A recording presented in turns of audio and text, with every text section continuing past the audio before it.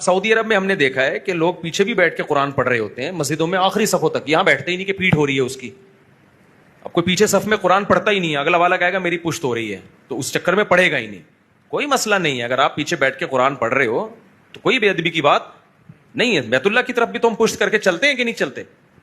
نبی نے اپنی جگہ بنائی ہوئی تھی بیت اللہ میں, جو بیٹھنے کی, بیان کرنے کی, تعلیم کی, اس میں آپ کی پشت بیت اللہ کی طرف ہوتی تھی. تو نبی نے اتنا ادب ہمیں مکلف نہیں بنایا کہ ہم مصیبت میں پڑ جائیں, کیونکہ اگر بیت اللہ کی طرف پشت کرنا بھی حرام ہو جاتا کتنی ٹینشن ہو جاتی.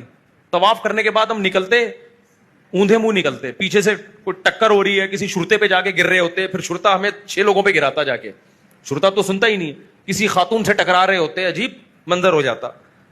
اس لیے نبی صلی اللہ علیہ وسلم نے اپنی نشست ایسی بنائی کہ پشت کس کی طرف ہو, بیت اللہ کی, تاکہ امت کو ٹینشن نہ ہو.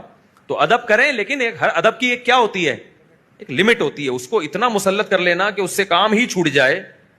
اب ایک مولوی صاحب کو ہم نے, بولی صاحب کو بلایا ہم نے, انہوں نے قرآن کے آداب بیان کیے, اتنے سخت آداب تھے, میں نے کہا لوگ ڈپریشن میں جائیں گے اس کی وجہ سے, ڈپریشن میں جائیں گے. اس سے یہ نہیں کہ ادب کر پائیں گے, وہ اتنا ادب پریکٹیکلی ممکن نہیں ہوتا. تو ادب تو کریں جتنا کر سکتے ہیں, لیکن اتنا ادب کہ تلاوت سے ہی آپ محروم ہونا شروع ہو جائے نا, تو یہ عمل ٹھیک نہیں. ایک حافظ نے کہا میں لیٹ کے قرآن پڑھتا ہوں, میں نے کہا نہ پڑھنے سے بہتر ہے لیٹ کے پڑھ لے, تجھے یاد رہے گا اس چکر میں, سمجھ رہے ہیں نا. اب تھکا ہوا ہوتا ہے بعض اب آدمی لیٹ کے پڑھ لیتا ہے, یار کوئی بات نہیں لیٹ کے پڑھ لے بھائی, تو پڑھ تو لے گا نا اس بہانے.